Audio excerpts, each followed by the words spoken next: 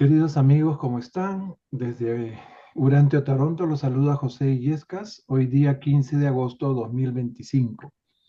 Vamos a iniciar nuestra sesión número 179 ya de esta lectura y estudio de el libro de Urantia, versión 2021.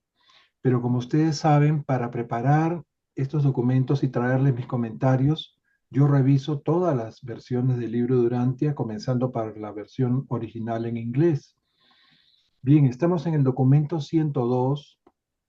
Habíamos llegado hasta la sección 4. El documento tiene 8, de modo que hoy día vamos a empezar desde la sección 5, que empieza en la página 1123, párrafo 7, hasta la 8. Muy bien, como siempre empezamos con una pequeña oración que nos la va a ofrecer Ketty. Adelante, Ketita. A ver, bien. Padre amado, tú que reinas en el cielo y en nuestros corazones, ayúdanos a discernir la hermosa lectura que vamos a compartir el día de hoy. Ayúdanos a transmitir los valores espirituales y la fe que ilumina nuestro camino por toda la eternidad y conduce hacia ti.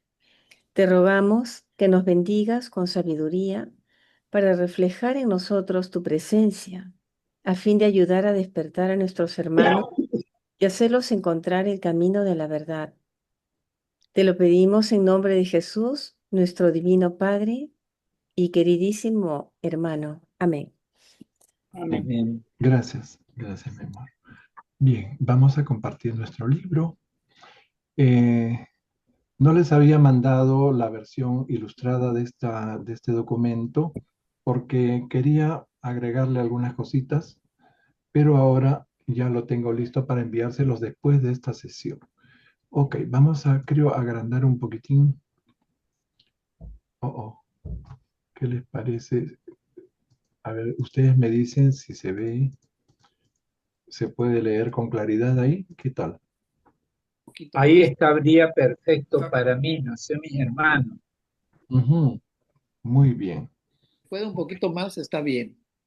Un puntito más. A ver, Sí, ahí. ok. Excelente. Bien.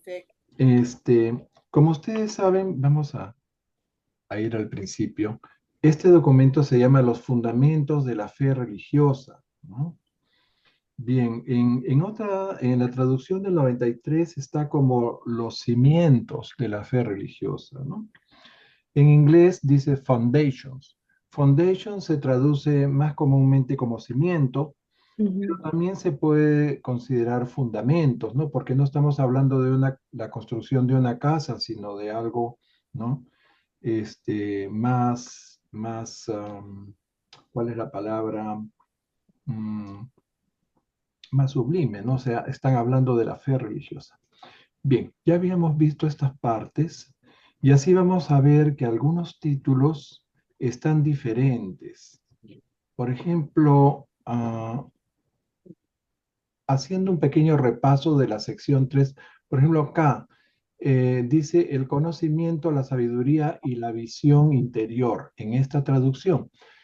En la del 93 dice y el discernimiento interior, en vez de visión interior. Miren ustedes aquí, hay una otra observación, podríamos decir, de esta traducción 2021 con la del 93. Los reveladores en realidad usan la palabra, el que redacta el documento usa la palabra insight en inglés. La palabra insight, su acepción más común, su traducción más común es perspicacia. Y Ujú. perspicacia está traducido en la versión del 2009, el libro Durante de la versión europea 2009, dice este, conocimiento, sabiduría y perspicacia. ¿No? Bien.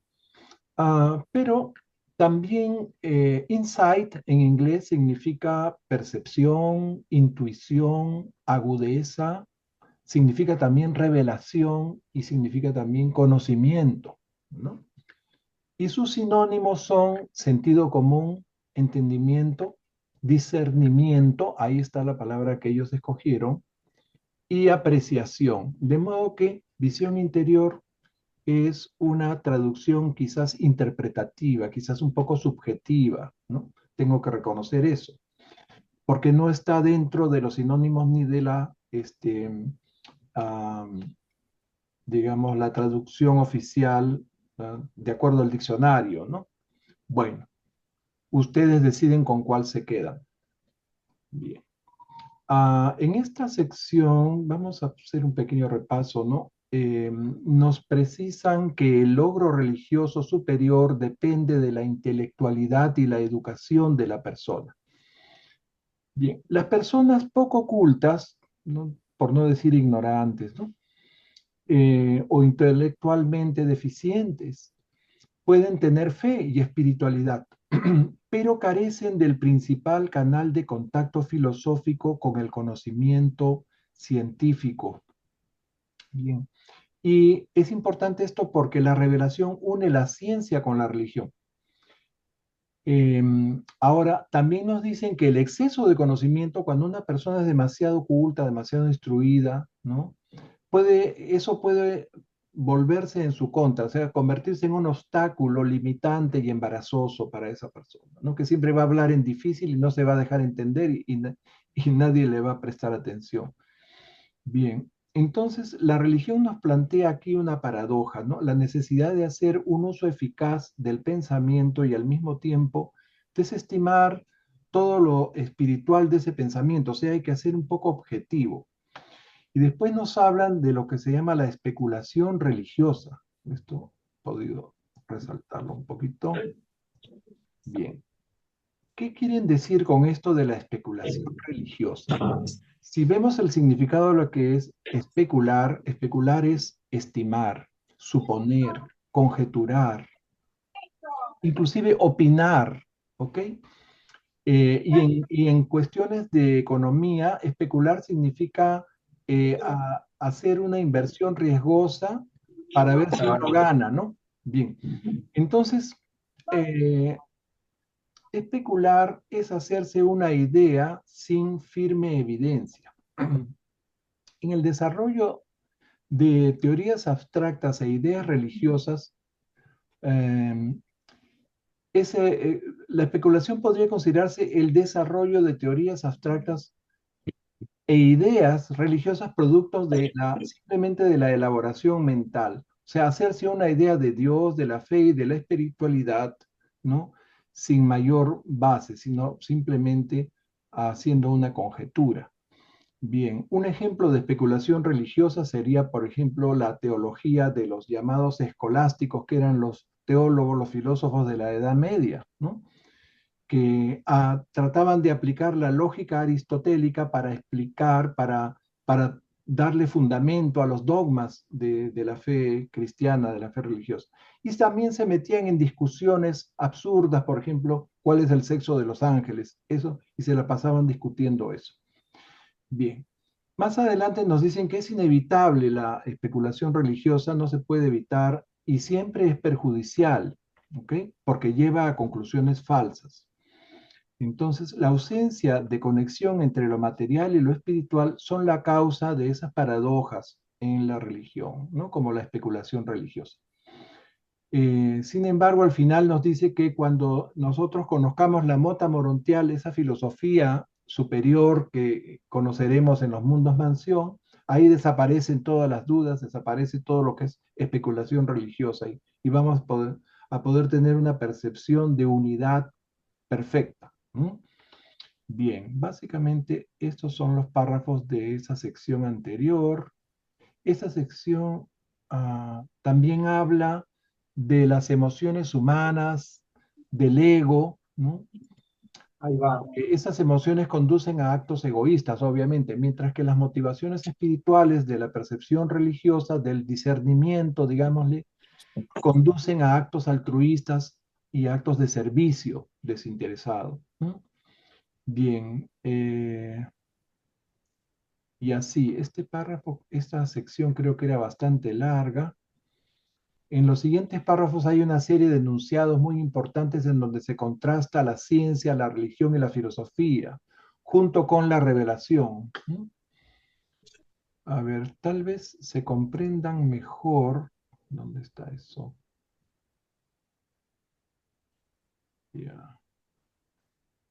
Esto estaba por acá. Simplemente decir la ciencia es conocimiento y conduce a la conciencia de los hechos. La religión es, es una experiencia que conduce a la conciencia de los valores. La filosofía es la sabiduría que conduce a la conciencia coordinada y la revelación es el sustituto de la mota morontial que nos llega ahora en nuestra vida mortal y nos conduce a la verdadera conciencia de la realidad. ¿Ok? Y la conciencia de la realidad eh, es, eso está en la personalidad, ¿no? Es un componente eh, de nuestra personalidad capaz de integrar y coordinar todos estos aspectos, ¿no? Bien, junto con la creencia de la supervivencia de esa misma personalidad. Bueno. Después hay un párrafo también muy bello que vale la pena recordar, lo que leímos la semana pasada, que dice: la ciencia social clasifica y crea estratos sociales. La religión conduce al servicio ético y altruista. La sabiduría de la filosofía genera una amistad superior entre las personas y también entre las ideas. Y la revelación nos libera y nos lanza a la aventura eterna. Ujú. Y en otro párrafo nos dice que sigue enunciando más diferencias entre ellas. La ciencia clasifica al ser humano, la religión ama al ser humano aplicando la regla de oro, la sabiduría hace justicia, pero la revelación, ¿no? Eh, le revela al hombre, valga la redundancia, su capacidad de poder asociarse con Dios y así glorifica la dignidad del hombre, ¿no? Del ser humano. La religión crea una hermandad de espíritu, mientras que la ciencia trata de crear una hermandad de la Ujú. cultura y la filosofía. Bien, entonces vamos a entrar ahora ya en la sección que nos corresponde hacer. Eh, el hecho de la experiencia. Oh, eso también lo habíamos visto, creo, la semana pasada.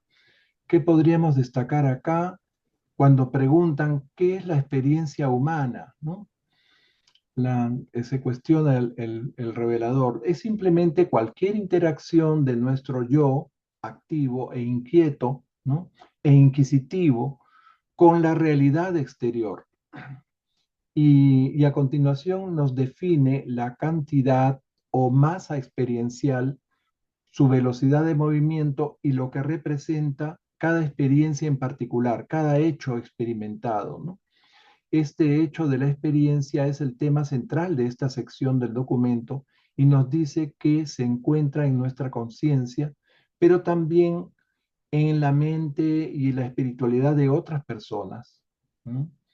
Desde que el hombre toma conciencia de sí mismo, es también consciente de su entorno, de otros como él, pero también es consciente de que no está solo en el universo. ¿Ok? Eh, hay otras mentes y esas mentes están conectadas. Esa percepción natural se convierte en religión a través de la fe. Por la religión, el hombre reconoce a Dios como la realidad, ¿no? De una mente superior, de una mente creativa, de la fuente de todas las cosas de la naturaleza y también de nuestro destino. Pero ese reconocimiento de Dios es siempre una realidad de la experiencia personal. ¿Ok? Y si Dios no fuera una personalidad, no podría convertirse en parte viva de la experiencia religiosa humana. ¿Ok?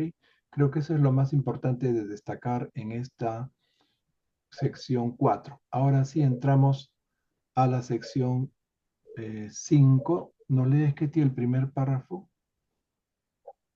Sí, claro.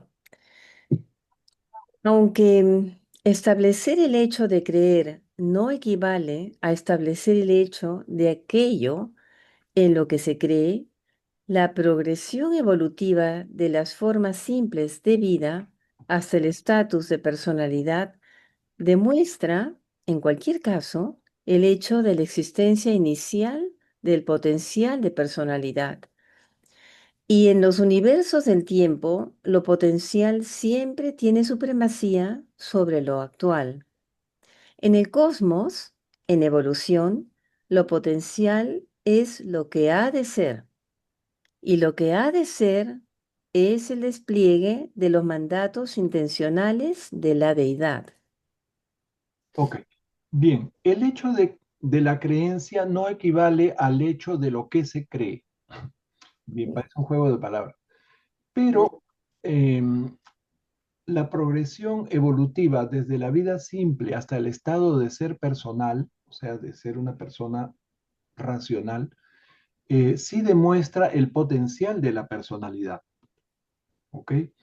En los universos del tiempo, lo potencial siempre prevalece sobre lo real. El potencial es lo que ha de ser y lo que ha de ser son los planes de Dios, ¿no? Ujú. El desarrollo de su propósito, ¿no? El propósito de la deidad. Bien, seguimos. Mario, por favor, nos lees el siguiente.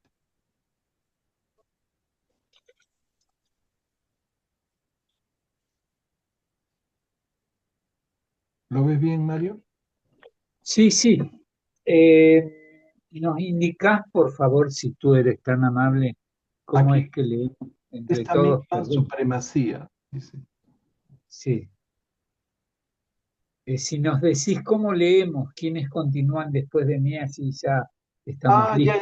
el orden, sí. Gracias. Entonces El orden. empezaría Ketty, le sigues tú, sigue Glorita, sigue Mayra, Renato, Rita, Oli y José Luis. ¿Está bien? Gracias. Ok. Muchas Si, gracias. si me confundo, ya saben, Es- ¿ya? Ketty, Mario, Esta Gloria, misma, Mayra. Ujú. esta misma supremacía de lo intencional aparece en la evolución de la ideación de la mente cuando el miedo animal primitivo se transmuta en una veneración de Dios cada vez más profunda y un creciente respeto reverencial hacia el universo. El hombre primitivo tenía más miedo religioso que fe. La supremacía de los potenciales de espíritu sobre las actualidades de mente se demuestra cuando este miedo cobarde se transforma en fe viva en las realidades espirituales. Gracias. Ujú. Gracias. Entonces, la supremacía del propósito se manifiesta en la evolución desde el miedo primitivo a una reverencia cada vez más profunda hacia Dios y en un asombro creciente ante el universo, ¿no?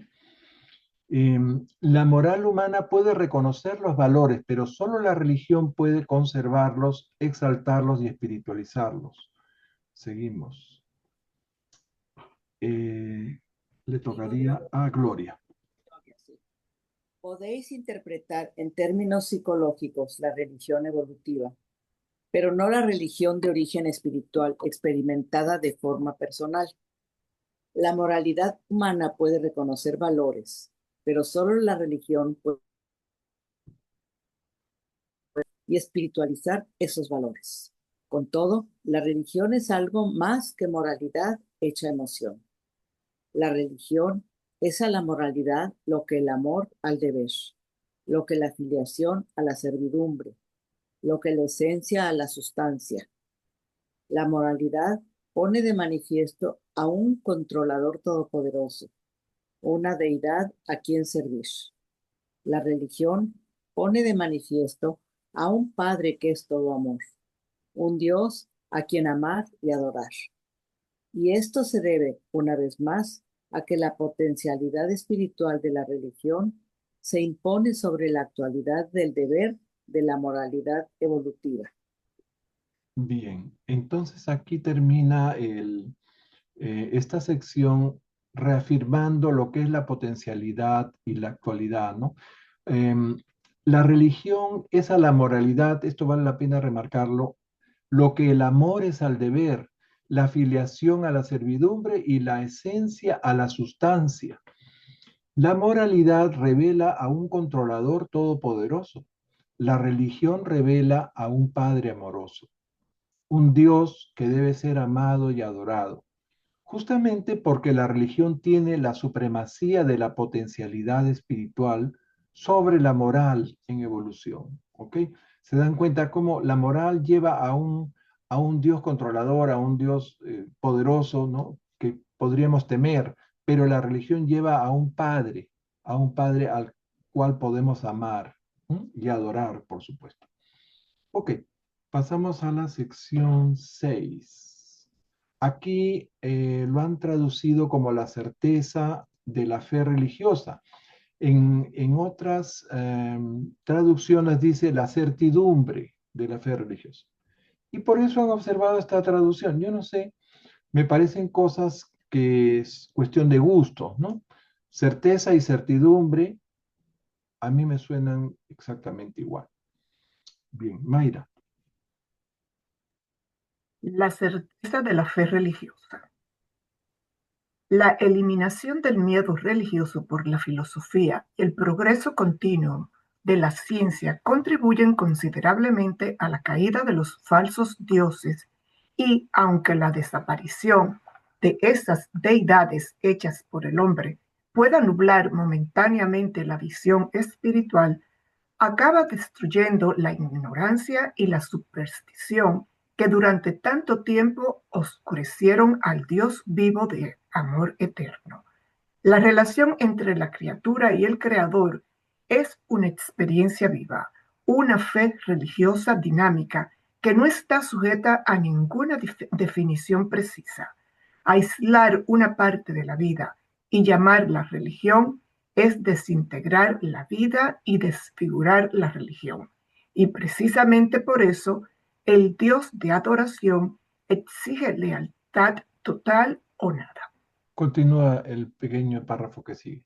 Puede que los dioses de los hombres primitivos no hayan sido más que sombras de ellos mismos. El Dios vivo es la luz divina cuyas interrupciones constituyen las sombras de creación de todo el espacio. Ok. Miren ustedes, gracias a la ciencia y la filosofía, perdemos el miedo religioso. Y aunque nublen momentáneamente la espiritualidad, me refiero a la ciencia y la filosofía, ¿no? Destruyen la ignorancia, destruyen la superstición que nos apartó tanto tiempo del amor eterno del Dios vivo, nos dice. Ya. Y ese enunciado es trascendental. Aislar una parte de la vida y llamarla religión es desintegrar la vida y desfigurar la religión. Esto quiere decir que la religión es la vida misma, ¿no? La relación del creador con la criatura es una fe viva, dinámica, una fe en un Dios de amor, una fe que vivimos todos los días. El amor es la esencia de la religión y el manantial de una civilización superior, así nos dice. Ok. Renato.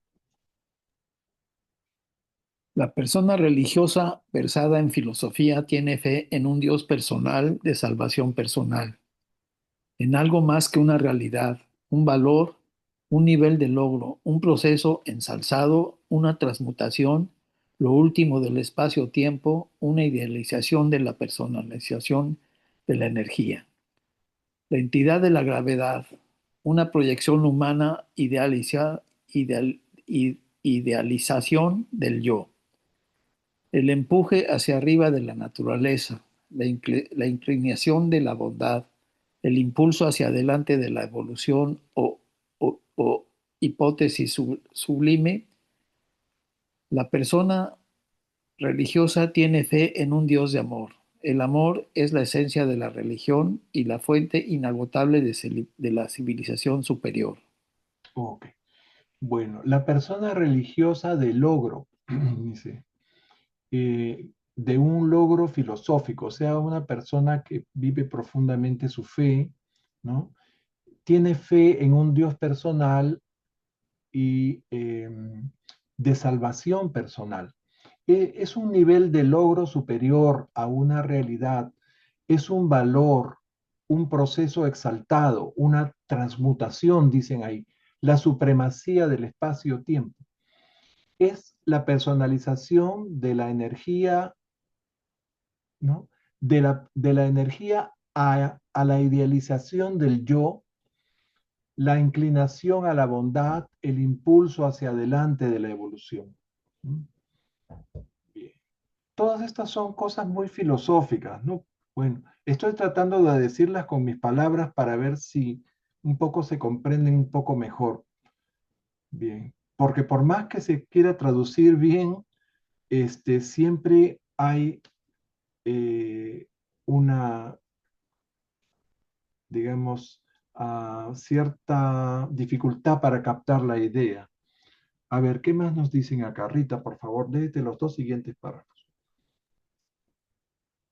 En la experiencia religiosa personal, la fe transforma el Dios filosófico de la probabilidad en el Dios salvador de la certeza. El escepticismo puede cuestionar las teorías de la teología, pero la convicción de que la experiencia personal es digna de crédito confirma la verdad de toda creencia que se ha transformado en fe. Un razonamiento sabio puede llevar a convicciones sobre Dios, pero el individuo se hace conocedor de Dios solo a través de su experiencia personal de la fe. En muchas cosas de la vida hay que considerar las probabilidades, pero en el contacto con la realidad cósmica se pueden experimentar certezas cuando sus valores y sus significados se abordan mediante una fe viva. El alma que conoce a Dios se atreve a decir, lo sé, incluso cuando el no creyente cuestiona este conocimiento de Dios y niega su certeza porque no está enteramente sustentada por la lógica intelectual. El creyente se limita a replicar a todos esos escépticos: ¿cómo sabes que no sé? Ya. Estos dos párrafos son bien importantes. A ver, vamos a tratar de explicarlos. Se centran en lo que se llama la experiencia religiosa personal. ¿Ok? Entonces, en la experiencia religiosa personal, la fe transforma al Dios filosófico que habíamos visto de la probabilidad en el Dios salvador de la certeza. ¿Ok? Las teorías teológicas pueden ser desafiadas, pero cuando la creencia se convierte en fe por la experiencia personal religiosa, entonces afirma su verdad. Un razonamiento sabio puede llevar a Dios, pero solo la fe y la experiencia personal permiten conocer a ese Dios. Se puede experimentar la certeza de situaciones inciertas de la vida cuando se abordan los valores y significados mediante la fe, también nos dice el revelador. El alma que conoce a Dios afirma, yo sé que Dios está en mí, ¿no? Pero el incrédulo se lo niega porque no está respaldado, esa afirmación no está respaldado por ninguna lógica intelectual ni por ningún hecho tangible, comprobable o demostrable, ¿no? A lo cual la persona creyente podría contestar, ¿y tú cómo podrías negarme que yo lo sé? ¿Cómo podrías negar esa fe que yo tengo, ¿no? Así como no se puede demostrar la existencia de Dios, tampoco se puede demostrar su no existencia. Octavio, estoy seguro que vas a agregar algo muy interesante. Adelante. Buenas tardes, hermanito. Sí, hermanito, yo a veces me pasa, no sé si a ustedes les pasa. O sea, ya tenemos la certeza, ¿no? Ya sabemos por de alguna manera el tiempo que llevamos estudiando, la revelación, tu misma interpretación y todo. Pero aquí ya viene otro, yo le llamo otro nivel. ¿Cómo saber si eres digno de Dios? ¿No les pasa? Que a veces en la lucha diaria y te esfuerzas y pues tratas de quedar bien con él y todo, pero como no hay una reciprocidad así tan tangible, ¿cómo saber si somos dignos? O sea, porque a veces, no sé, pero a veces me pregunto yo, pues a lo mejor ya conozco a Dios y todo, pero realmente llego, como dicen en otros libros, no sé si los han leído esta frase que dice, estar a la estatura de Cristo o al nivel de Cristo para pues sentirse pleno, ¿no? Y sentirse esa como certeza, porque siempre se siente uno chiquito, no sé si me doy a entender lo que quiero expresar. Y a mí es lo que a veces me preocupa. Aunque sé que me esfuerzo y que no soy tan malo ni nada, pero siempre hay esa duda, ¿no? No sé si ustedes ya no tienen ese problema, yo todavía. Gusto en saludarlos. Gracias, Octavio, por tu comentario tan sincero y tan modesto. Puedes estar seguro que Dios te ama igual que a cualquiera de nosotros, ¿no? Dios que nos ha creado sabe cuáles son, pues, nuestras fortalezas y nuestras debilidades y nos quiere tal como somos. Así que todos podemos sentirnos muy dignos del amor de Dios. Eso es lo único que te podría decir. Bien, si hay alguien que quiere complementar esto, si no, seguimos avanzando. Oli, adelante. José, no, me surge lo siguiente con lo que tú acabamos de leer o lo que tú dijiste y un poco lo que dice Octavio. Tendríamos que necesariamente tener una religión para tener fe, porque como que lo deja medio claro, como este documento sobre la fe humana. Yo pienso que anda mucha gente por la vida sin ninguna religión y creen en Dios, o sea, aquí hay como un sesgo de querer entrar a lo que serían las religiones, y aquí en este libro hemos estudiado todas las religiones, por lo menos monoteístas. Me surge la duda, yo creo que nosotros cuando nos presentamos como lectores del libro antes decimos somos cristianos, creemos en Cristo, ¿te fijas? O sea, o en la vida de Jesús, o en las enseñanzas de Jesús. Entonces, ¿por qué aquí plantean tanto de que la religión sería la que te insta a la fe? Eso me surge. Ujú. Mira, yo también me he dado cuenta de ese fenómeno. Cuando yo digo, bueno, yo he sido bautizado, pero no practico, no soy practicante de la religión católica, ¿no? Eh, pero creo en Dios, soy creyente. Entonces se sorprenden y me dicen, pero ¿cómo puedes creer en Dios si no estás en una religión, ¿no? O sea, existe la idea de que para uno tener una relación con Dios tienes que pertenecer a una religión institucional. Y el libro de Urantia nos dice todo lo contrario, que la religión es de cada uno, de su propia experiencia personal y de su relación con Dios, que puede ser mucho más fuerte y más profunda que la fe de una persona que está formando parte de una institución religiosa. ¿Ok? Entonces, se puede tener fe muy fuerte sin necesidad de pertenecer a ninguna religión en especial. Ahora, hay gente que dice, pero el libro de Durante es un libro cristiano porque habla de Jesús, o sea, está relacionado con la religión católica o con las religiones cristianas, ¿no?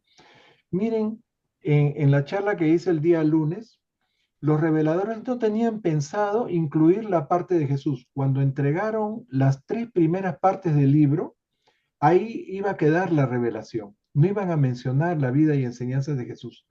Pero los intermedios insistieron para que se incluyera esa parte y la entregaron perfectamente completa, escrita, sin necesidad de que la comisión o el foro hiciera preguntas ni nada. La entregaron completa. ¿Ok? Entonces, porque de más arriba consideraron que sí, podía ser buena que también estuviera esa parte, que resultó ser la sección más grande de todo el libro, ¿no? Para que se tomara como ejemplo esa vida consagrada a hacer la voluntad del Padre, que fue la vida de Cristo, Jesús. Entonces, y además para reforzar el mensaje, que es la paternidad de Dios y la hermandad de todos los hombres. Ese es en realidad el Evangelio del Reino, el Evangelio, la buena nueva que trae Jesús y que se había un poco diluido en las religiones institucionales. ¿Mm? En algunas sí se rescata bien, pero más que nada las religiones cristianas son sobre la imagen de Jesús como Dios hombre que en su mensaje propiamente dicho. Eso es lo que se descuida. Y después se crea toda una jerarquía religiosa que se irroga la facultad de ser el intermediario entre los feligreses y el mismo Dios, ¿no? Y todo lo que dicen ellos es la forma como uno debe dirigirse a Dios, y adorar a Dios, etcétera, etcétera, y todos los dogmas que tienen las iglesias. Entonces, esa es digamos, el punto clave acá. El libro de Durantia dirigido a las personas para que cada persona encuentre a Dios dentro de sí misma o en el cielo o donde quiera, pero que llegue a tener la experiencia de sentir la presencia de Dios en su vida. ¿Mm? Es dirigido a las personas. No está hecho el libro para reinventar la religión católica, ni cristianas, ni tampoco para crear una nueva religión o una secta. Esa es la cosa. Bien, entonces, Oye, yo quiero, sí, eh, adelante, Renato. Ay, y yo también quería agregarte algo, no sé si puedo. A ver, ladies first, las damas primero, y después Renato. Gracias. No, era decirte, José, que hay un reconocimiento cuando presentan la vida de Jesús que fue contada por el apóstol Andrés y compilada cuando, cuando por 2000 seres que habían vivido con él. Entonces, para mí tiene mucho más valor conocer al Jesús humano, que fue de gente que vivió en la época de él, que un ser suprahumano. Dice el libro que recurrieron a fuentes suprahumanas cuando ya no había cómo explicarlo. Te fijas, nosotros la vida de Jesús. Entonces, yo creo que ese es el valor más bonito que tiene, que nos presentan al Jesús humano visto por los seres que vivieron con él. Eso a mí me enternece mucho saber que así fue, que no era ese Dios de una religión o de un credo. Eso es muy bonito. Gracias. Gracias a ti, Oli. Sí, es muy lindo. Adelante, Renato. es que yo creo realmente que lo que dijo Octavio, nos lo tenemos esas dudas y esa cuestión que sientes que, que si estás a la altura de Dios o todo, te lo dicen siempre que Dios te quiere, Dios te ama, pero, y yo me incluyo en eso, Mm. tengo, no sé si estoy haciendo lo que quiere, o sea, quiero hacer su voluntad y amar a mis hermanos, pero no sé si realmente lo estoy haciendo o me falta. Y yo creo que muchos de los que estamos aquí, nos pasa. Así es, Renato, tienes toda la razón. Nunca debemos sentir que ya merecemos la herencia divina, ¿no? O sea, tenemos que seguir luchando por cada vez ser mejores, por pedir inspiración o pedir eh, cómo hacer mejor la voluntad de Dios, qué es lo que Dios quiere que nosotros desde donde estamos, ¿no? Hagamos su voluntad. Eh, Hay una norma básica que es tomar la opción más amorosa, más desinteresada, más servicial, ¿no? Pero yo creo que en la vida de cada uno se van presentando, basta que uno tenga la voluntad de hacerlo para que todos los ángeles y todos los seres que se encargan de ayudarnos en ese camino, ¿no? Hacia la perfección, nos pongan las situaciones que nos permitan superar nuestras debilidades y defectos, ¿no? Yo lo veo así. Y cada vez que digo, gracias Señor por este nuevo día, quiero hacer tu voluntad, se me ponen las cosas bien difíciles. Y a veces tengo que enfrentar situaciones que yo detesto, pero bueno, digo, ya, Dios me la puso porque todavía no he podido este, superar esto, ¿no? Así lo veo. Sí, Ketty, seguro te ha pasado también a ti. Sí, sí, así es. Pero después de lo que he escuchado, de los comentarios, es importante reconocer que Dios es nuestro Padre, primero que nada, y que nos ama incondicionalmente y no debemos temer si lo que vamos a hacer le va a causar esto un desagrado. Lo que sí debemos mantener es la confianza absoluta con Él. Y pienso que una de es como un ejercicio, ¿no? El ejercicio de la meditación, créanme que cuando fui con Pepe a Diversey, a este sitio de Diversey Parkway, a la casa de Stone, del señor Sattler, ¿no? Del doctor. Nos hacía meditar 10 minutos y el que conducía la meditación, ese señor Gard, decía, bueno, vamos a meditar 10 minutos y ponía así por reloj. Y realmente meditaban, ¿no? Y después decía, y después a la hora del almuerzo vamos a volver a meditar. Ustedes saben, es el comentario que hizo, que es importante meditar y por lo menos 2 veces al día.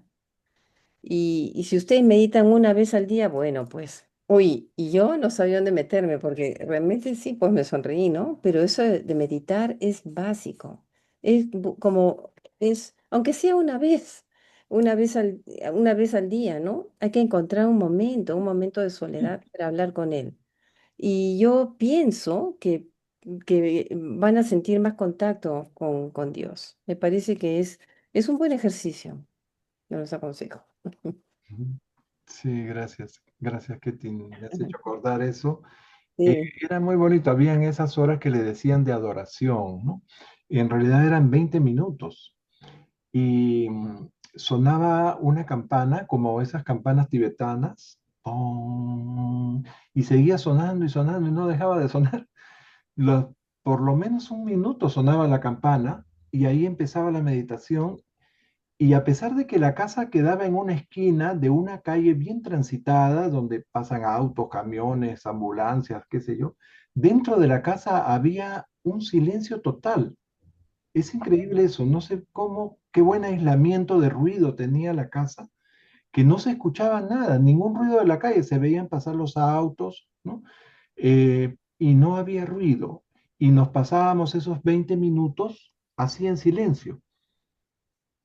Y simplemente dejábamos que cualquier cosa que eh, debiera llegar a nuestra mente a través del ajustador o de qué sé yo, este, llegara y hiciera los cambios necesarios, ¿no? Los ajustes necesarios, ¿no? Bien, en el mejor sentido de la palabra. Bueno, esa experiencia la vivimos esa semana que estuvimos en la casa de Diversey Parkway. Muy bien, avanzamos, ¿qué les parece? Hemos leído esto, un razonamiento sabio, esto ya lo leímos. Ok, ahora viene esta sección que le tocaría a Rita leído, Oli, por favor.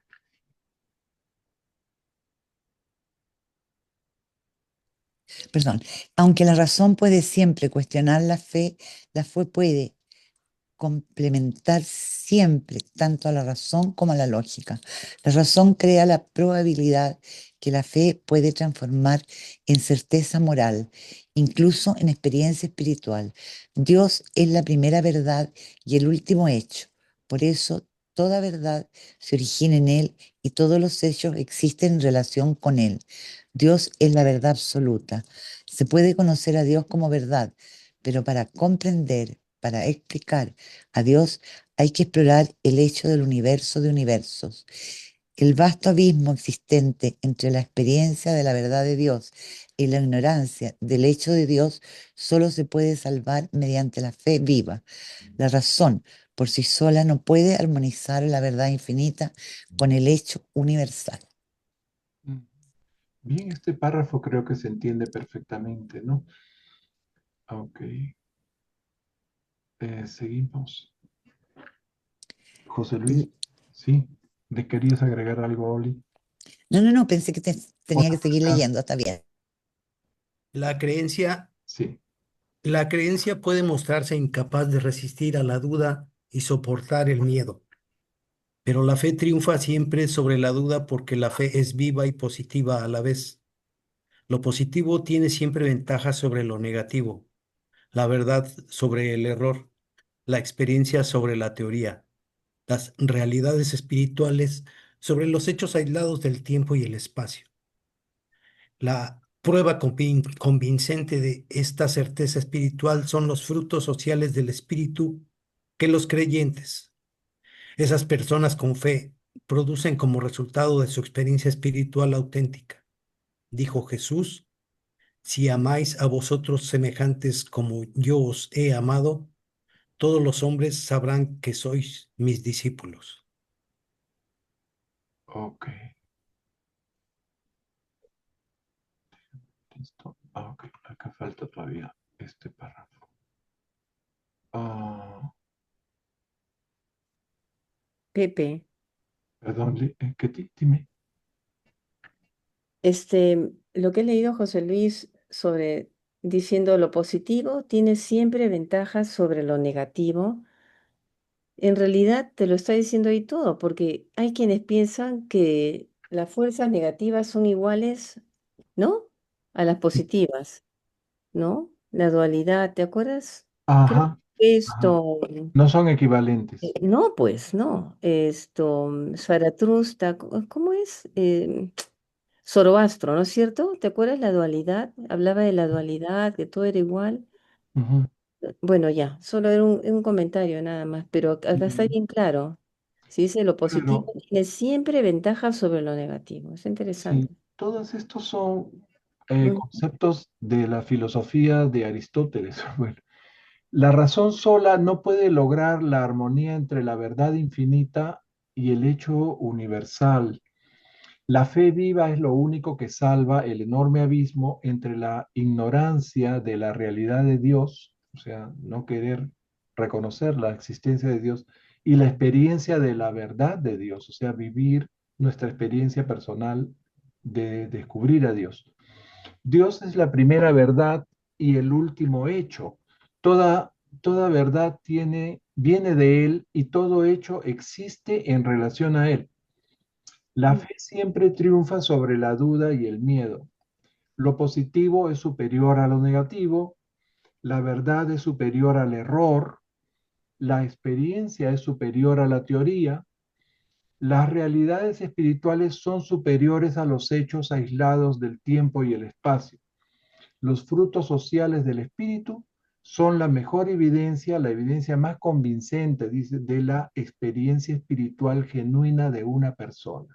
O sea, una persona que es realmente espiritual, genuinamente espiritual, lo demuestra en sus actos. Es lo que se llaman los frutos del espíritu. ¿Ok?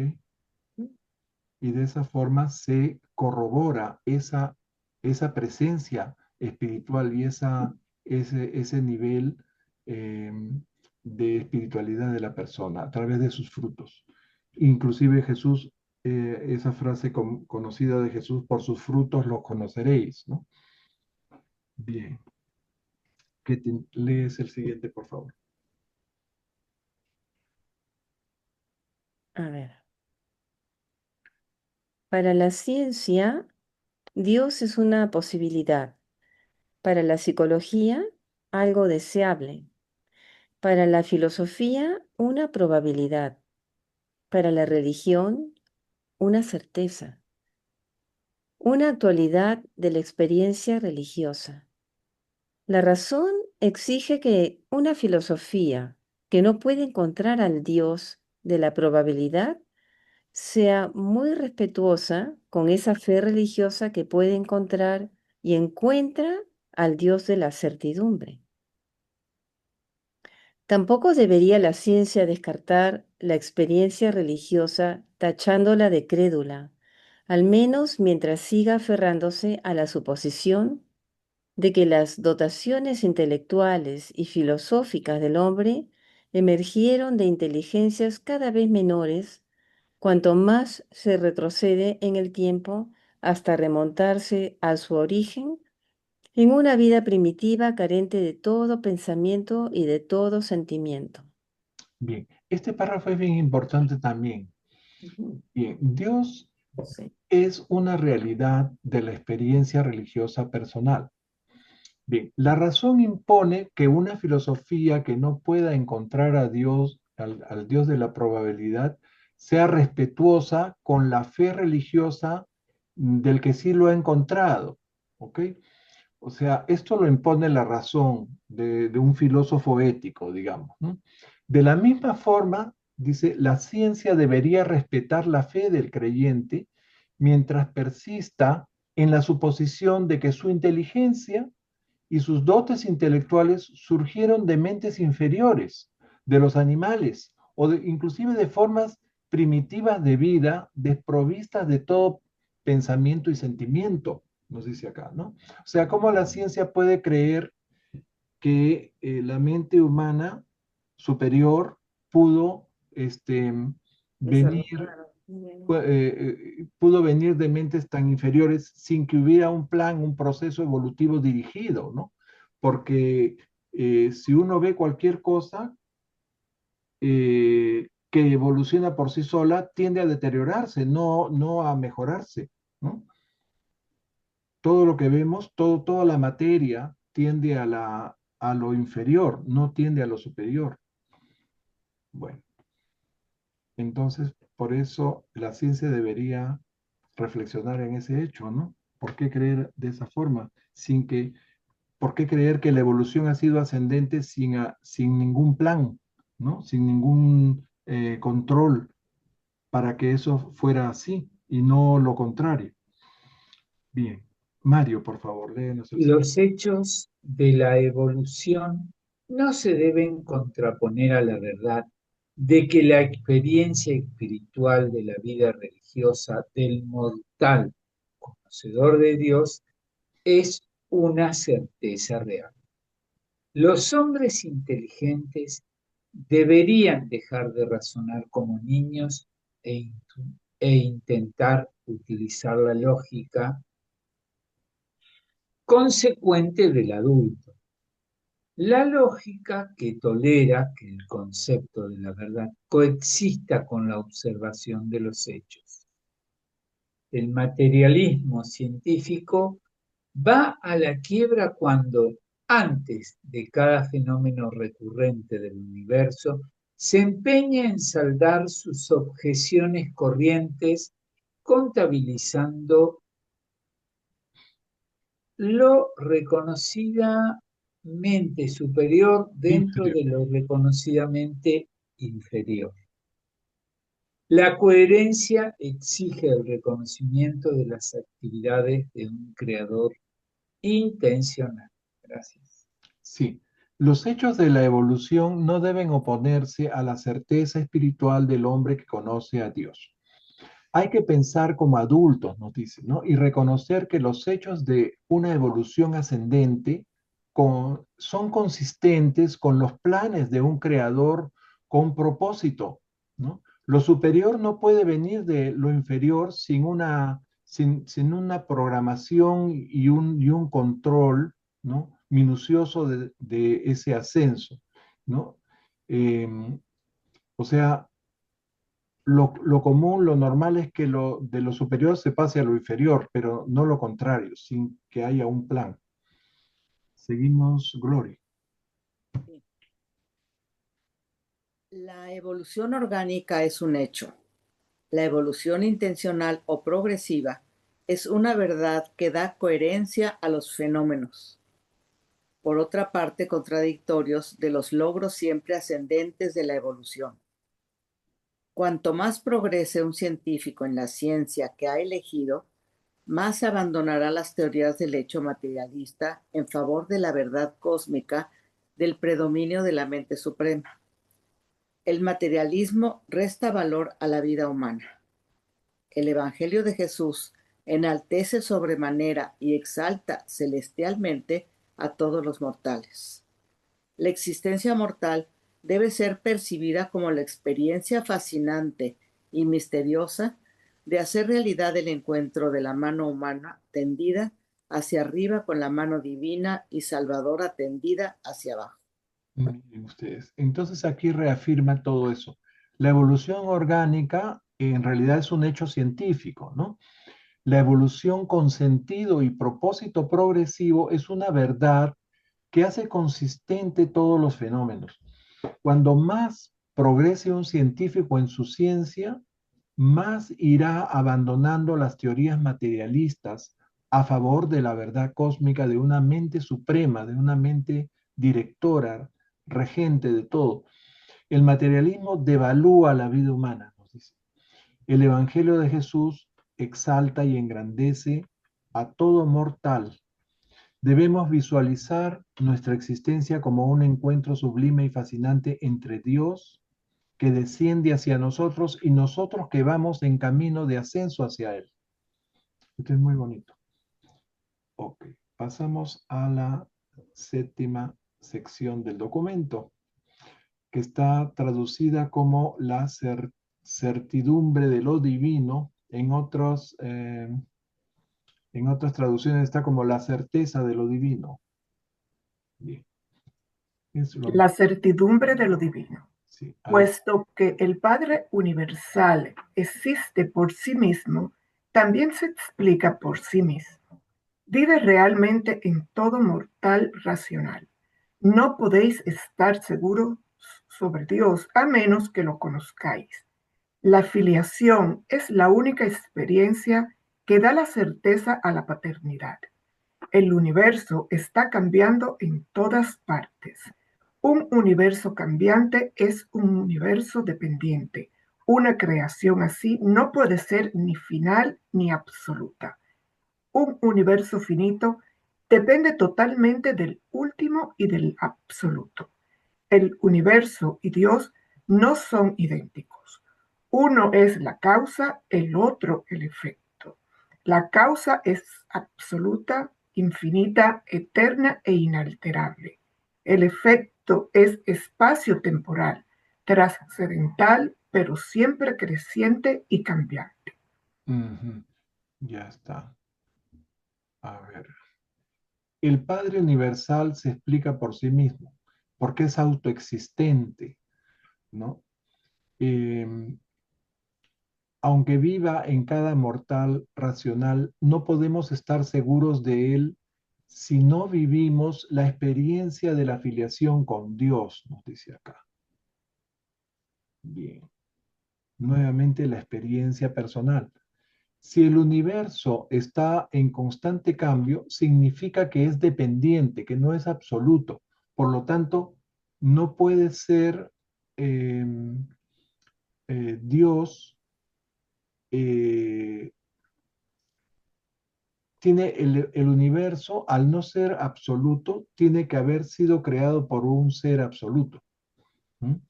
El universo depende completamente del absoluto y el último, nos dice acá.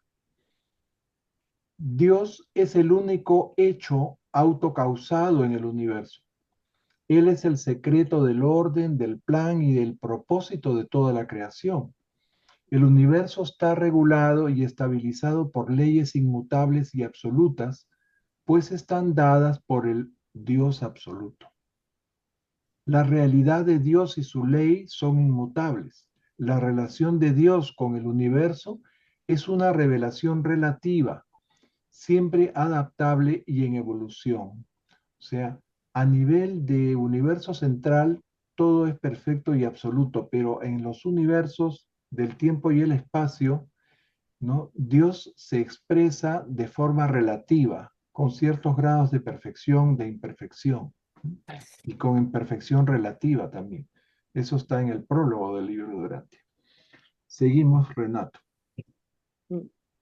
Dios es el único hecho autocausado del universo. Él es el secreto del orden, el plan y el propósito de toda la creación de seres y cosas. El universo, que es cambiante en todas partes, ¿lo puedes subir? Perdona, si estaba abriéndole la puerta a Anita, que está entrando ahorita. Hola a todos, disculpen la tardanza. Ya, ahora sí continúa, disculpa. Por todas partes. Está regulado y estabilizado por leyes absolutamente inmutables. Los hábitos de un Dios inmutable, el hecho de Dios, la ley divina, es inmutable. La verdad de Dios, su revelación con el universo, es una revelación relativa, siempre adaptable a la constante evolución del universo. Sí, me había adelantado a comentar este párrafo. Sigue el siguiente, por favor. Pretender inventar una religión sin Dios es como pretender cosechar frutos sin árboles o tener hijos sin padres. No puede haber efectos sin causa. Solo el yo soy es no causado. El hecho de la experiencia religiosa implica a Dios. y este Dios de la experiencia personal tiene que ser una deidad personal. No se puede rezar a una fórmula química, suplicar a una ecuación matemática, adorar a una hipótesis, confiar en un postulado, comulgar con un proceso, servir a una abstracción ni mantener una amistad entrañable con una ley. Ok. Todo tiene una causa menos el yo soy. Es lo único sin causa. ¿Eh? No es posible inventar una religión sin Dios. Es como tener hijos sin padres, dice. Pero para que haya experiencia religiosa, tiene que haber un Dios y ese Dios tiene que ser personal. No se puede mantener una relación amorosa ni con una hipótesis, ni con una ley o una abstracción, ¿verdad? Eh, una persona puede negar a Dios y ser buena persona, pues muchos rasgos aparentemente religiosos pueden surgir de una ética no religiosa. Creo que esto es lo que van a hablar a continuación. Anita, ¿quieres leer? A ver, te agregamos a las lectoras.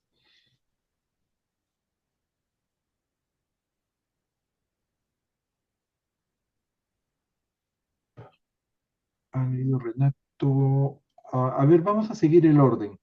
De Renato le tocaba a Rita, de Rita Oli, de Oli José Luis y después Anita.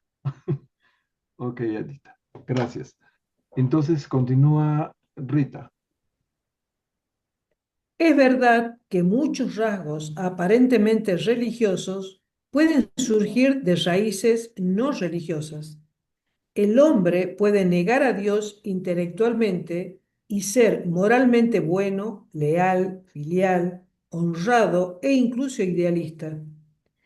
El hombre puede injertar muchas ramas puramente humanistas en su naturaleza espiritual básica y dar así un fundamento aparente a sus argumentos a favor de una religión sin Dios. Pero esta experiencia carece de valores de supervivencia, de conocimiento de Dios y de ascensión hacia Dios. De una experiencia mortal de este tipo, solo cabe esperar frutos sociales, no espirituales. El injerto determina la naturaleza del fruto, a pesar de que el sustento vivo se extraiga de las raíces de la dotación divina original, tanto de mente como de espíritu.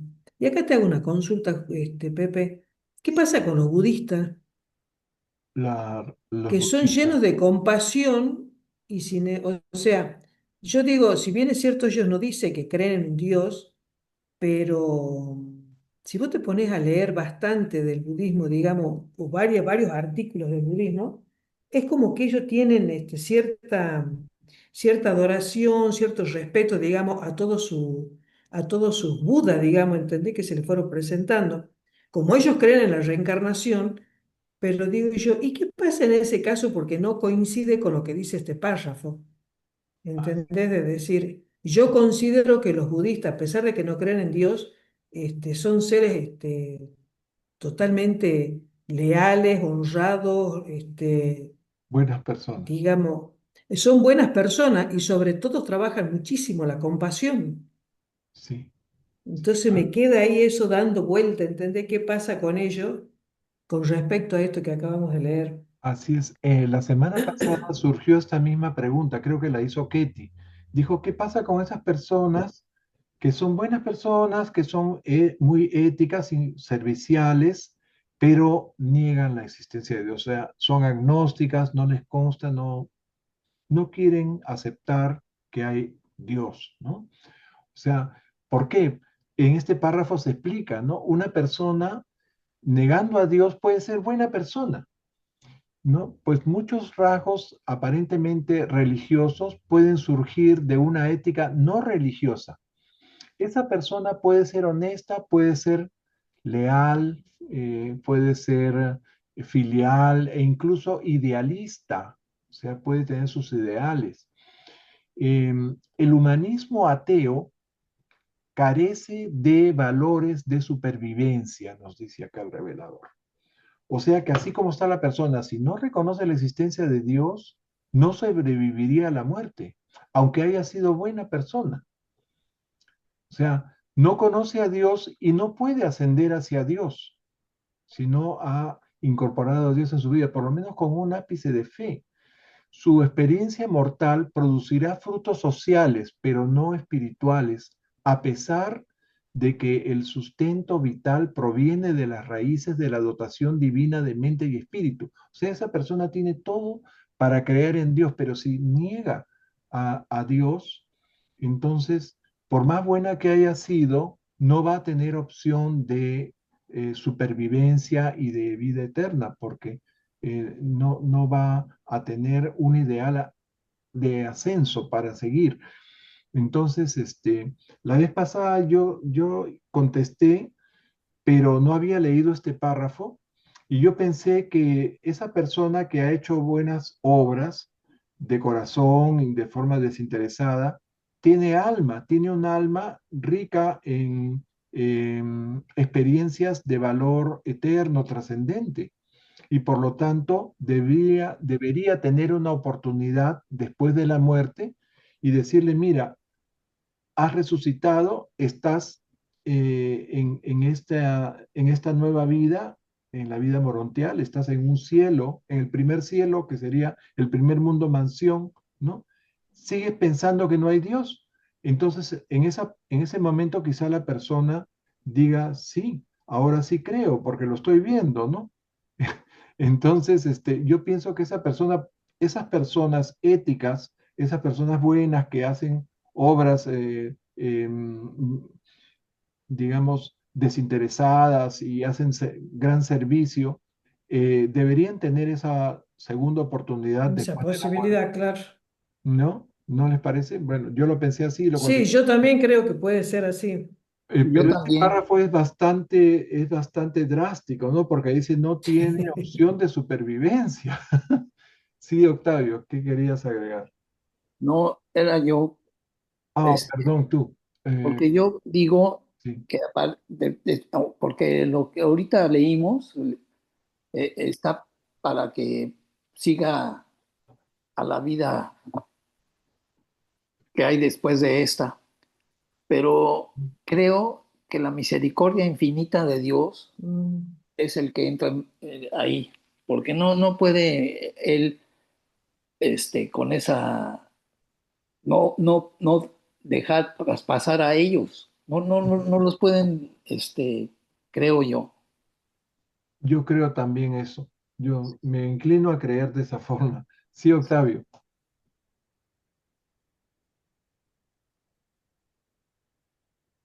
Octavio, ¿estás ahí? Ha levantado la mano o se le quedó. Escucha.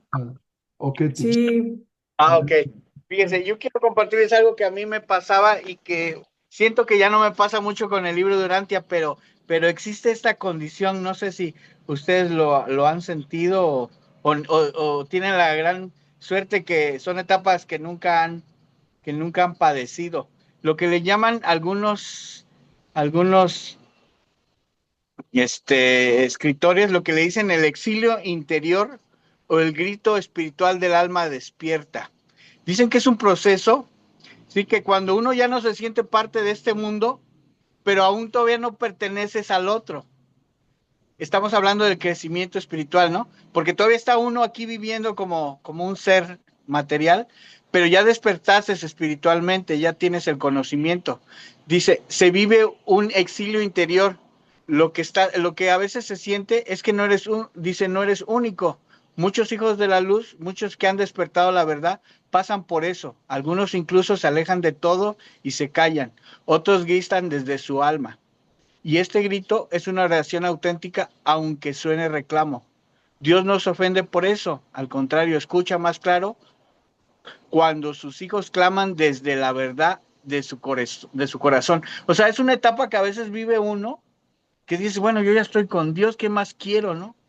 Pues se supone que estoy con el mandamás, ¿no? Con el jefe de jefes, pero aún así todavía sientes como un vacío, te sientes hasta, y más si tienes problemas, ¿no? De económicos o morales o de familia, o sabe que también pega mucho tu pasado, porque a veces nuestro pasado no crea que fue tan fácil. Tienes muchas deudas y muchas cosas incorrectas que hizo uno en la vida. Y dice que Dios te perdona, pero siempre vas arrastrando esas situaciones que de alguna manera debes, ¿no? O que hiciste. Entonces, no sé si el libro Durante hable sobre eso, pero ahorita al escucharlo, lo que estaban comentando, recordé esa etapa que se llama Grito del alma despierta o exilio interior. Gracias, no sé si lo habían escuchado. Ujú. Ya, me parece muy interesante. Sí, yo creo que tú has hablado, has mencionado la palabra clave, la misericordia de Dios, ¿no? Que está por encima de todo. Y esa misericordia ve en esa persona qué cosa la ha hecho llevar, qué cosa la ha hecho pensar de esa forma, negar a Dios, probablemente alguna experiencia con alguien relacionado con una religión institucional. Muchas personas eh, se apartan de Dios porque han tenido una experiencia negativa, desafortunada, con personas que son representantes de las iglesias, ¿no?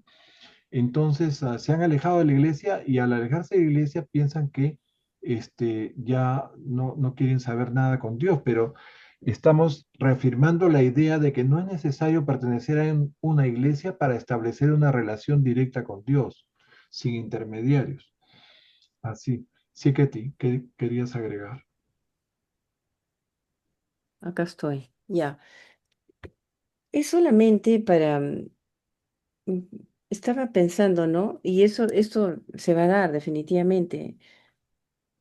Quienes despierten tengan la opción, una segunda opción para reconocer su realidad y, bueno, aceptarla, si buenamente la desean, ¿no? Porque hablemos de un señor budista, por ejemplo, ¿no? Sí, pueden tener un alma preciosa. Todas las almas son bellas en realidad, ¿no? Pero muere y tiene el alma, ¿no es cierto? Y despierta en un mundo mansión con el alma. Lo pueden ¿cómo lo hacen? ¿Lo Lo vuelven a hacer? resucita. Ya, el asunto es este. Él puede o no decidir. Y si no decide, por más misericordia que tenga el Padre, bueno, no va a tener misericordia con una persona que ha sido tan buena. Digamos, un pecador que se da cuenta y no. Sí, no hay problema, lo pueden rehacer o puede rehacer su vida desde ahí. A lo que voy es que el ajustador nunca, esa persona tiene sus minutos contados ahí, porque si no desea, no sigue dudando, jamás se va a dar la fusión. Y esa persona no tiene vida espiritual, ya no tiene opción. No tenemos vida espiritual si no existe la fusión. Así es, Ujú. ¿no? Bueno, quizás eh, habría que precisar, ¿no? Que esa persona que ha tenido un alma grande, a pesar de no haber eh, incorporado a Dios en su vida, puede Ujú. tener una segunda oportunidad cuando resucite en los mundos mansión, porque de hecho tenía alma, no estaba en bancarrota su alma, no era una persona desalmada, como hay muchas personas malvadas que viven en la iniquidad y que en realidad no tienen alma. Esos ya no tienen ninguna chance de despertar en un mundo mansión. Entonces, esa persona pienso que si tuvo valores y todo, pero por alguna circunstancia que solo Dios sabe, negaba a Dios durante su vida mortal, perfectamente debe tener la oportunidad de reconsiderar eso, ¿no? Cuando sea resucitado al otro lado. Pero obviamente Dios no va a ir en contra de su libre albedrío. Si la persona no desea seguir el camino, ¿no? El largo camino de la perfección hacia el paraíso, nadie lo va a forzar a que lo haga contra su voluntad. Bien, Gracias, Acá hay una, chicos. sí. ¿Algún otro comentario?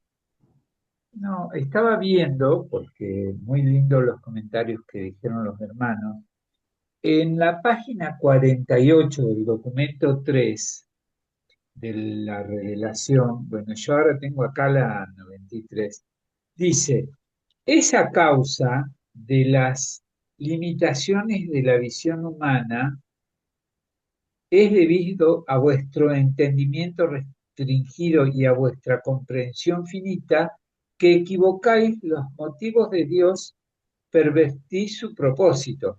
Pero muchas cosas ocurren en los mundos evolutivos que no corresponden a las acciones personales del Padre Universal. Yo lo relaciono con lo que decían recién, creo que lo comentó Octavio. Octavio.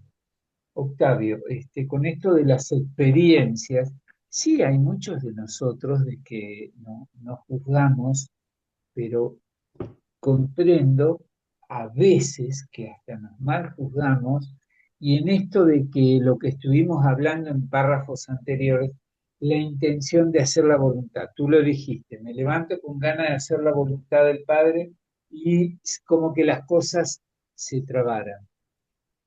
Está en cómo uno, creo, lo que habló mucho Ketty, que es muy importante, la meditación, oración, la entrega, el poder conversar con el Padre, compartir con el Padre.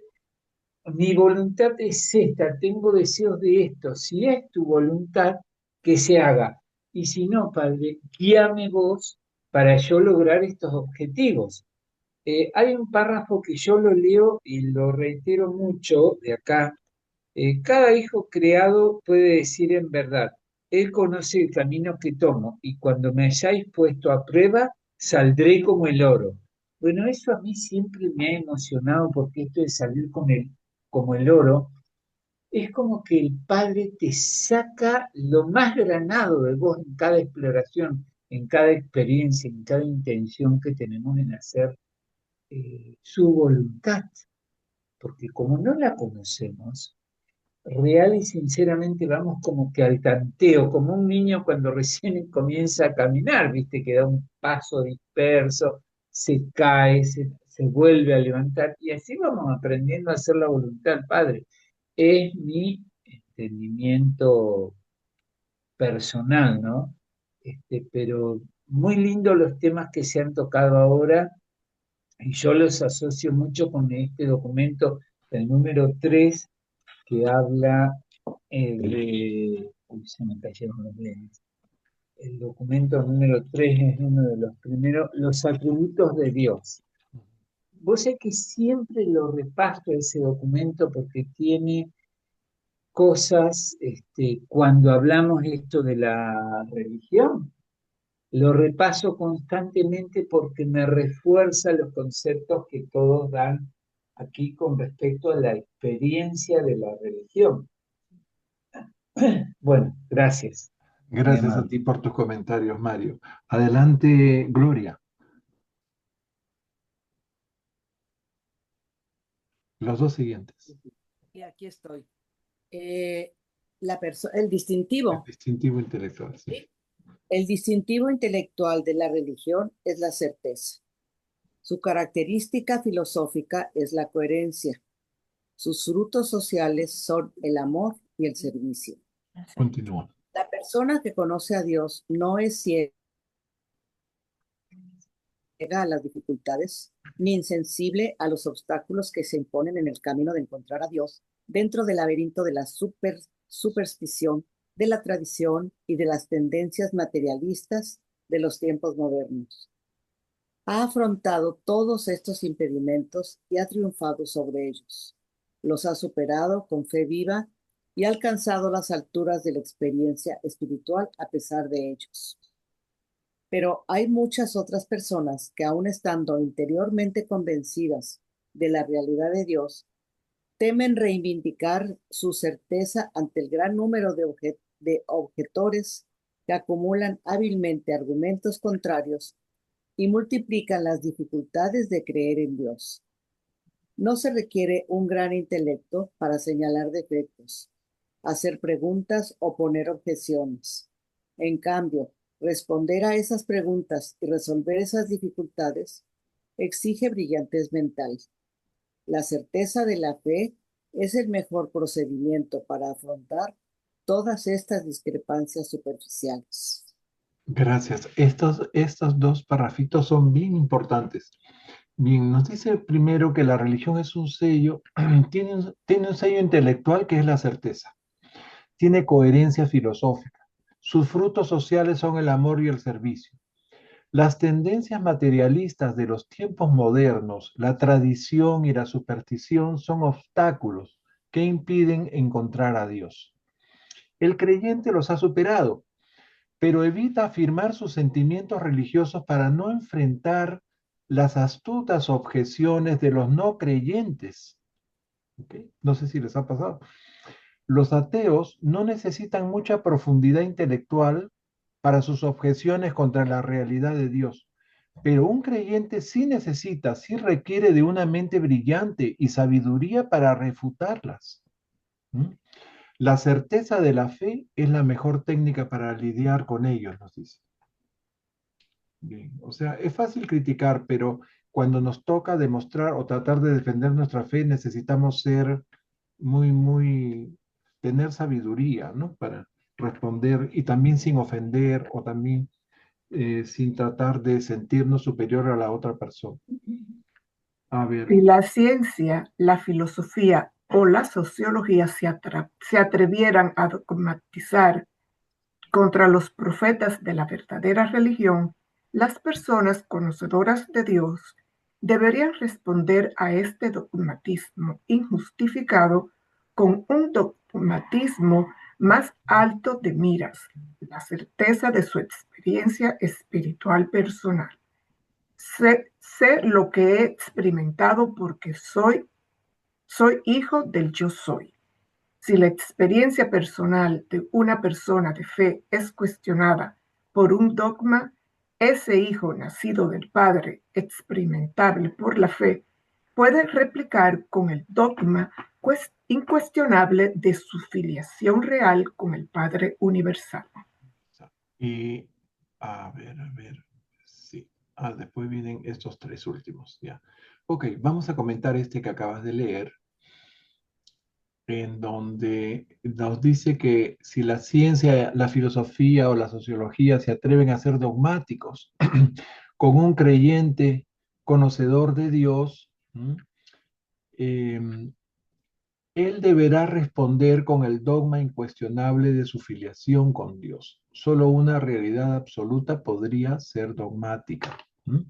Quienes se creen dogmáticos, tarde o temprano, serán arrojados al absoluto de la energía y la verdad y el amor infinito. Ahora, eso es lo que vamos a leer a continuación.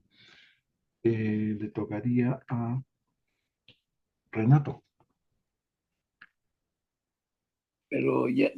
Espérate, creo que me he movido hasta aquí. Sí. Solo una realidad no cualificada, un absoluto, puede permitirse el dogmatismo consecuente. Quienes se pretenden dogmáticos caerán antes o después. Si son consecuentes, en brazos del absoluto de la energía, del universal de la verdad y del infinito del amor.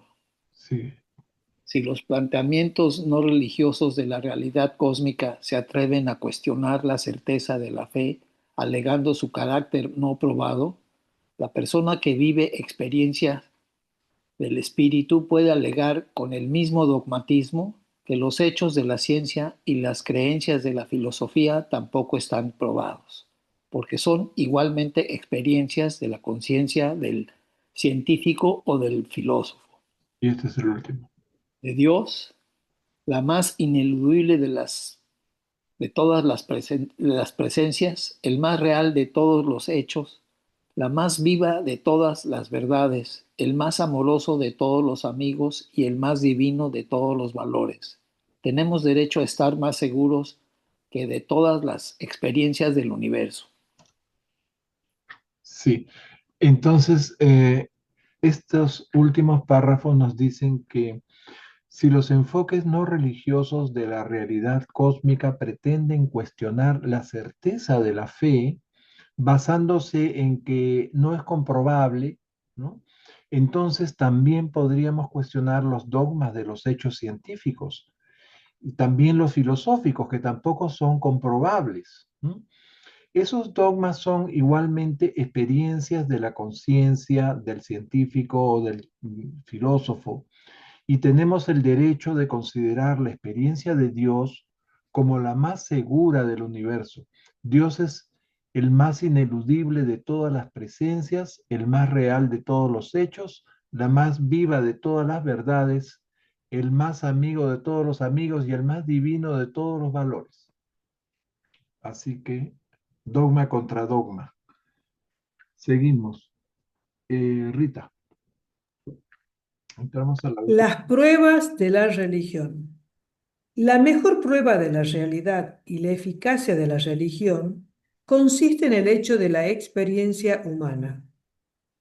A saber, que el hombre, un ser temeroso y desconfiado por naturaleza, dotado de un fuerte instinto innato de conservación y un ansia imperiosa de sobrevivir tras la muerte, está dispuesto a confiar plenamente los intereses más profundos de su presente y de su futuro al cuidado y la dirección del poder y la persona que su fe designa como Dios.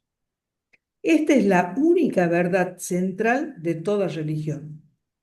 En cuanto a lo que he dicho, en cuanto a lo que dicho poder o dicha persona exigen del hombre a cambio de cuidar de él y salvarlo. No hay dos religiones que estén de acuerdo. De hecho, discrepan todas en mayor o menor medida. Sí. Entonces, la experiencia humana es la mejor evidencia, ¿ok? Si hablamos de pruebas o de evidencias de la religión. El instinto humano de autoconservación nos dice, y el ansia de supervivencia tras la muerte hace que una persona confíe plenamente en algo que considera como Dios, ¿no? Y esta es la única verdad central de toda la religión. Y lo que ese Dios exige del hombre para su salvación difiere, es completamente diferente en cada religión, en cada fe religiosa, podríamos decir.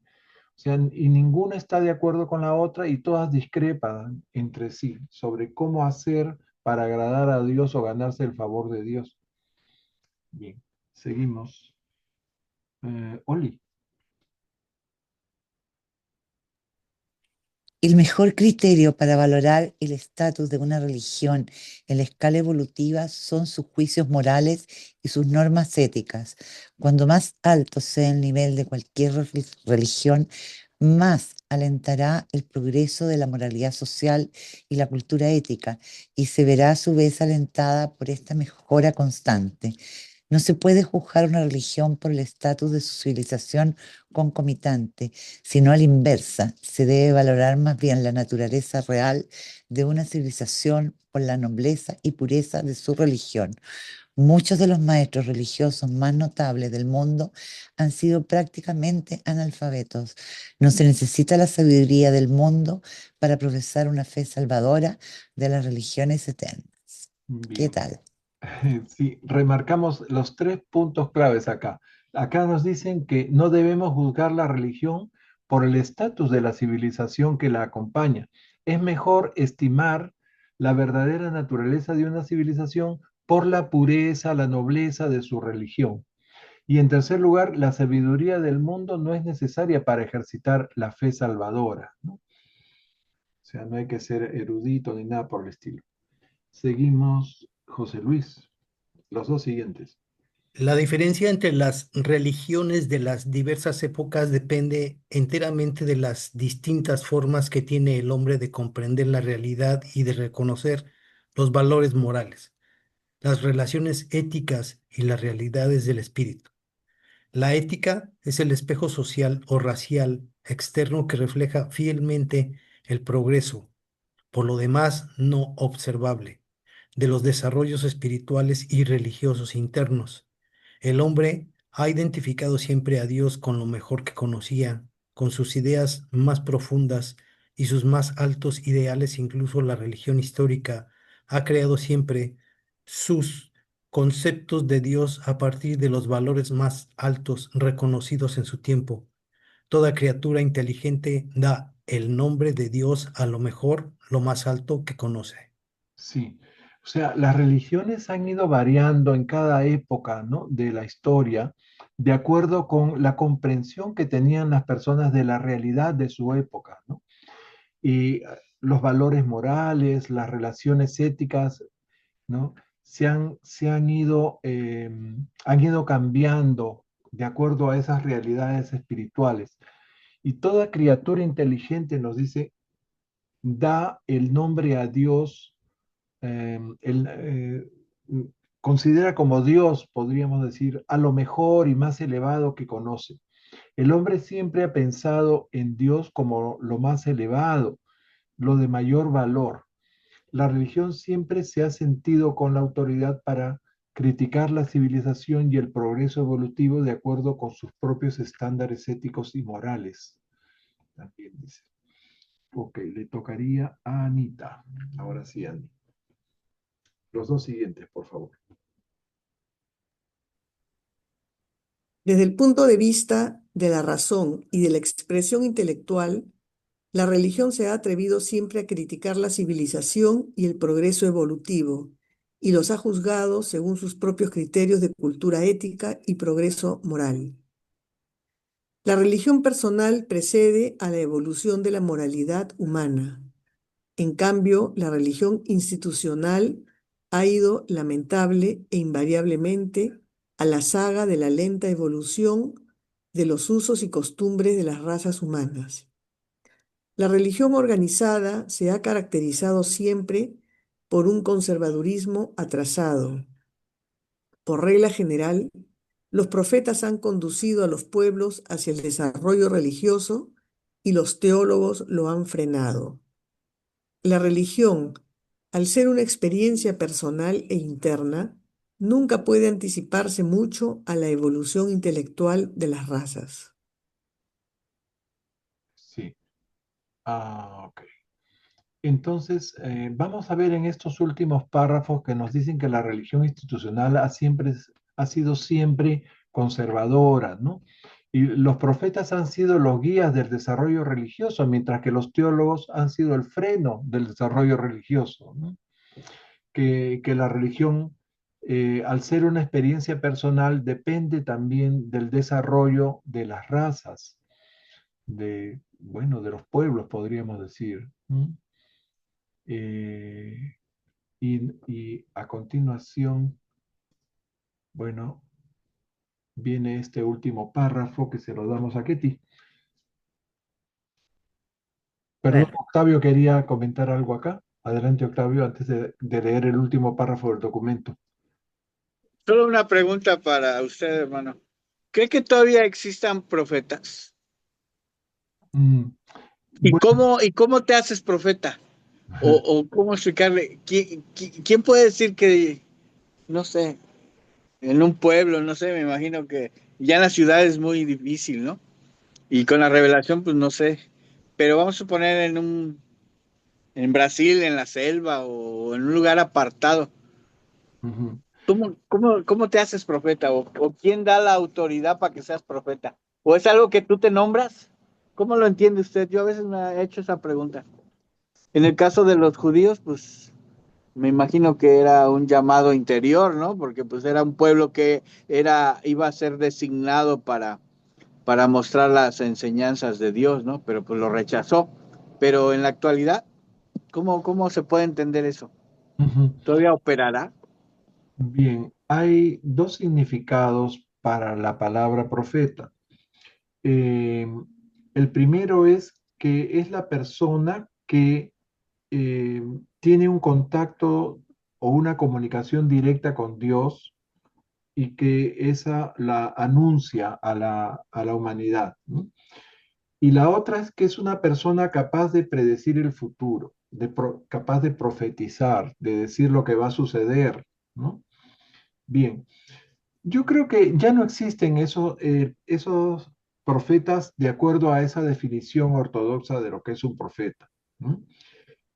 Hay muchos que se creen profetas y comienzan a hacer pronósticos y a decir va a pasar tal cosa o el fin del mundo va a ser en esta fecha y nunca han acertado. O sea, ya estamos cansados de esos profetas que, bueno, ganan mucha notoriedad cuando hacen esos anuncios y después se confirma que no pasó nada.